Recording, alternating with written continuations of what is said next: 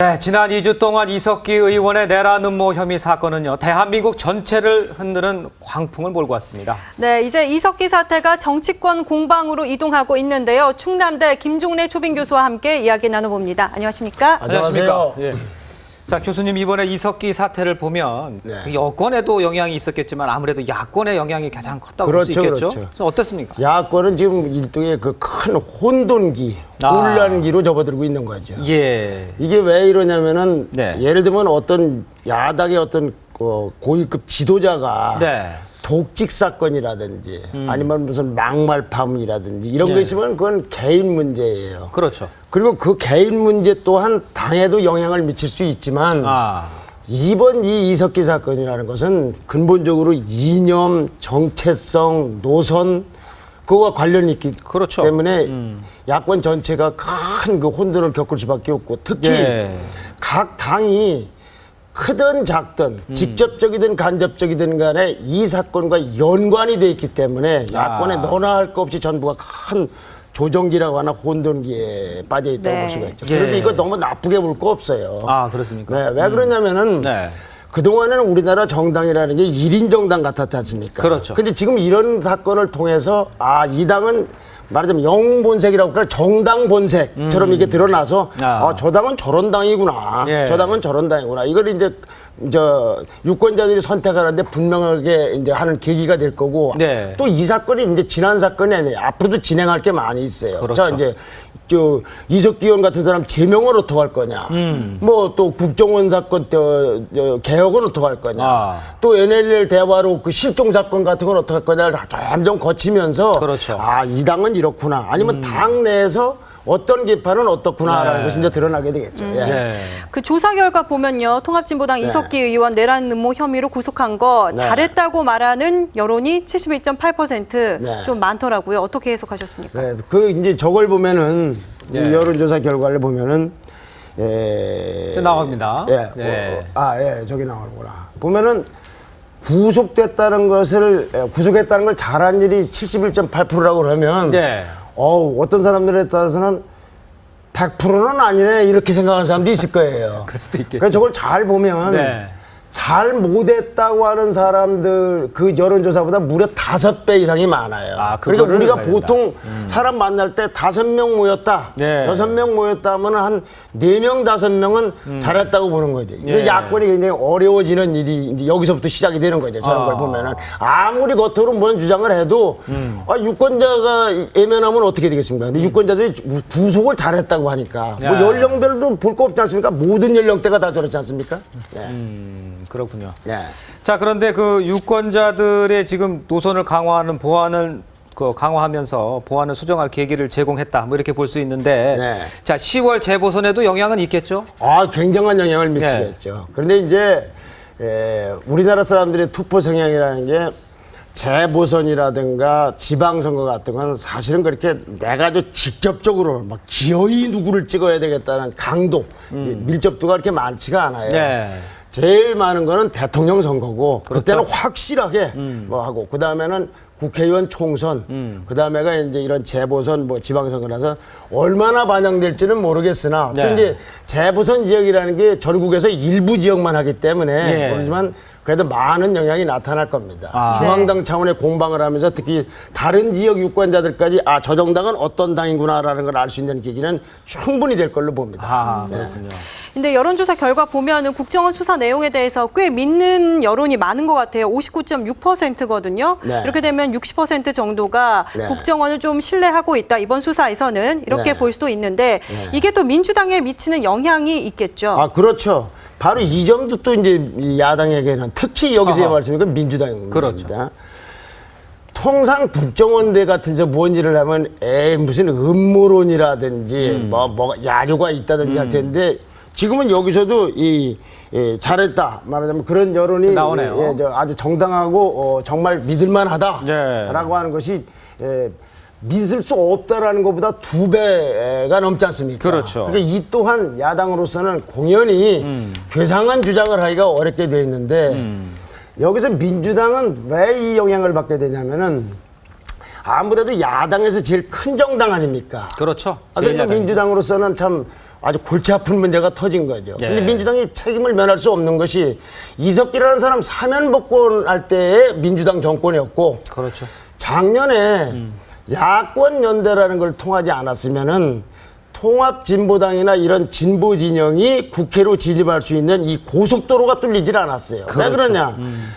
야권 단일화 때문에 민주당이 공천을 하질 않은 지역에서 많은 사람들이 당선됐고 그 지지 때문에 비례대표가 많이 입성을 한 거예요. 그렇죠. 왜냐하면 민주당 진보 진영 나온 데에다가 민주당까지 출마를 시켰더라면은 네. 지금처럼 의석이 구성이 될 수가 없는 거예요. 그렇죠. 네, 그런 게 이제 굉장히 심각할 텐데 바로 이런 것 때문에 네. 오늘 아침 신문에도 나왔습니다만은 조경태 의원 같은 경우에는 구속동의안, 체포동의안 처리 때 반대나 기권했던 의원들은 커밍아웃, 그렇죠. 네. 고백을 해라라고 하죠. 이거 사실은 말이 안 되는 소리인데 네. 정책위는 김영투표지만 인사 문제는 무김영투표지만 네. 왜 이러냐면 도매금으로 넘어가게 생겼단 말이에요. 그런데 이런 내부에서 복잡한 친노하고 비노, 반노 간의 여러 가지 문제 때문에 네. 김한길 대표는 소위 뭐 장외투쟁과 뭐 여야 영수회담을 통해서 강수에 강수를 놔서 봉합을 하려고 하지만 네. 앞서 말씀드린 대로 이념 정체성 문제 때문에 쉽게 되지가 않습니다. 그리고 차제 영수회담 얘기를 드리면 네. 지금은요. 영수회담 자체가 목표가 되어 있는 것 같아요. 영수회담에서 해결될 게 뭐 있습니까? 자, 야당에서 요구하는 것이 박근혜 대통령이 사과합니다. 네. 국정원에 도움받지 않았다고 주장을 하고 강조하고 있는 대통령 보고 그걸 사과하라고 하는 입장인데 이석기 의원 부분에 대해서는 민주당 정권이 명백하게 한 일이 사실 아닙니까? 네. 그럼 제가 보기에는 만나면 박근혜 대통령이 오히려 야당 보고 사과하라고 할 것 같아요. 그러니 여야 영수회담이 목표가 돼서 별 성과 없으면 다시 재구하는 게 좋을 것 같고 제 생각에는 문재인 후보와 김한길 후보가 문김회담을 먼저 해야 될 것 같아요. 그래서 네. 자 그동안 이런 친노가 했다. 그리고 대화로 남북 대화로 실종 사건 문제도 당신이 책임 있거나 하여튼 관여가 돼 있는 거 아니냐. 네. 이때 총선도 이렇게 된 거 아니냐. 그러니 내부를 어떻게 정리할 거냐에 대해서 둘이 좀 뭐 전화 통화하거나 만나는 게 아니라 회담 형태로 해서 먼저. 그렇지. 네. 친노와 비노 혹은 반노끼리 뭔가 대화를 해보는 게 어떨까. 예. 여야 영수회담은 제가 보기엔 별로 풀릴 게 없어요. 그렇군요. 네. 그럼 보면은 지금 여랑 야랑 겉으로는 엄청 싸우고 있는데 네.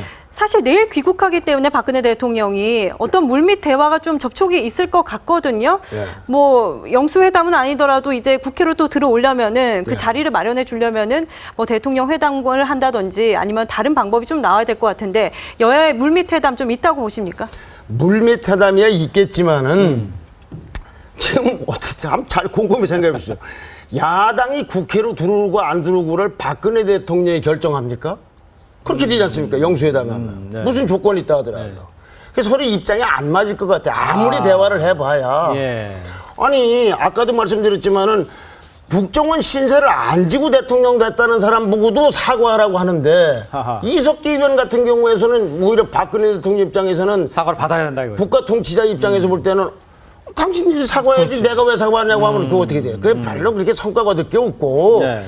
또 거대한 정당이 국회의원 숫자가 100명이나 넘는 정당에서 여야 영수회담 하면은 국회로 들어가고 안 하면 설날까지도 천막 당사를 지키고 이게 별로 그렇게 감동이 없어요. 감동이라는 게 없습니다. 정치로서 감동이 없다. 네네네.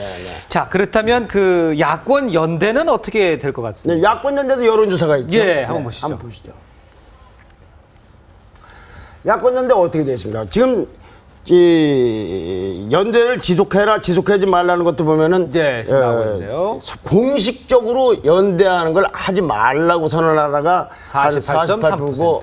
그냥 뭐 그 반대 의견이 30몇 %가 더 많지 예, 않습니까? 예. 그러니 사람들은 민주당을 향해서도 통진당하고 같이 있어봐야 나는 절대로 새누리당은 지지하지 않지만 지금 상태의 민주당엔 난 지지할 생각 별로 없다고 생각을 하고 있는 겁니다. 그러니까 뭐 야권 연대는 앞으로 하는 게 아니라 작년에 있었던 야권 연대라는 건 결국은 국민에게 실망을 시켜줬다. 네. 매사가 이 승리 만을 위한 관점으로 보면은 여러 가지 짝짓기를 할 수 있는데 작게 승리를 탐하다가 나중에 길게 보면 크게 잃는 수가 왕왕이 있어요. 우리나라에서 단일화해서 성공한 거 몇 번 보셨습니까? 별로 없는데 연대라는 게 정치 공학의 한 방법인 것이지 그게 어떻게 무슨 뭐 그 가령 뭐 미국의 미녀하고 소련의 미남이 살면은 거기서 뭐 우주인 나옵니까? 그게 아니거든요. 네. 교수님 이번 조사 결과에서 좀 볼만한 게 많더라고요. 뭐 결국은 사법부가 해야 할 일이긴 하지만은 통합진보당 해산 여부에 대해서도 여론이 좀 안 좋더라고요. 네. 뭐 61.7% 정도가 해산을 해야 된다 이런 의견을 보여주고 있는데. 이거 뭐 이제 통합진보당 이렇게 해산 수순으로 여론이 이렇게 이끌어간다 이렇게 보십니까? 그렇죠. 진보 진영 문제를 말씀하시는 건데 진보 진영이 이제 큰 위기를 만난 거죠. 지금 저 지리산 골짜기나 계룡산 골짜기에 있는 뼛속까지 평화주의자가 아니라 주사파인 사람들이 생각은 어떤지는 모르겠어요. 그러나 정치권에 올라와 있는 또는 정치적 무대라고 볼 수 있는데 올라와 있는 통합진보당 계열은 아마 괴멸될 겁니다. 오죽하면 이번에 촛불 집회할 때 오늘 아침 신문에 들어갔지 않습니까? 웬만하면 좀 통진당은 좀 오지 말아달라. 시민단체에서조차도 거기를 원치를 않고 있는 겁니다. 물론 이제 주사파 뼛속 집회는 왜 이게 어렵게 돼 있냐면은 지식이 완전히 완성된 게 아니라 배우는 청소년기에 청년기에 주사파로 주입이 됐기 때문에 3살 버릇 8까지 가서 쉽게 시각이 안 바뀔 겁니다만 정치적인 이유로는 어려워질 거 아니냐. 그리고 이런 여론이라는 게 뭐냐면 정당으로서는 그런 주사파 모이는 이런 서식처 같은 건 필요 없다라는 여론이 한 3배 가까이 되는 거 아닙니까? 반대하는 여론. 그렇죠. 이게 이제 결국은 이제 주사파 계열인데 그러면 진보 세력은 다 없어져야 되느냐. 우리나라에 새누리당을 골수처럼 지지하는 사람도 있지만 진보를 또 좋아하는 사람도 있을 수 있을 거예요. 이분들한테는 정의당이 떠오를 겁니다. 정의당. PD 계열이죠. 심상정 의원 계열이요. 여러 번 싸웠다 붙었다 했지만 결국 싸웠고 심상정 의원이 최근에 한 말이 석고대죄해라. 제발로 수사기관에 가서 수사받아라고 해서 민주당 사람들도 하지 않은 소리를 정의당 사람들이 했지 않습니까? 그러니까 진보 진영 사람들은 그쪽으로 그래도 좀 가는 게 아닌가. 그렇게 해서 그렇게 아까 말씀드린 대로 야권이 큰 혼돈 상태에서 민주당은 민주당대로 이런 문제가 생기지 않나 그런 생각이 그러면 듭니다. 진보 계열의 세력에서는 아무래도 정의당을 중심으로 조금은 그쪽에서 좀 힘을 좀 받을 수는 있겠다. 그렇겠죠. 이렇게 보시는 거죠? 네, 오히려 솔직하게 말씀드리면 지난번에도 한번 텔레비 여기 나와서 그런 것 같은데 두 분 앵커 중에도요. 주사파 하면은 술 주정하는 사람으로 하는 사람도 있을지도 몰라요. 진보 진영 사람들도 이번에 주사파가 저런 사람들인 걸 확실해.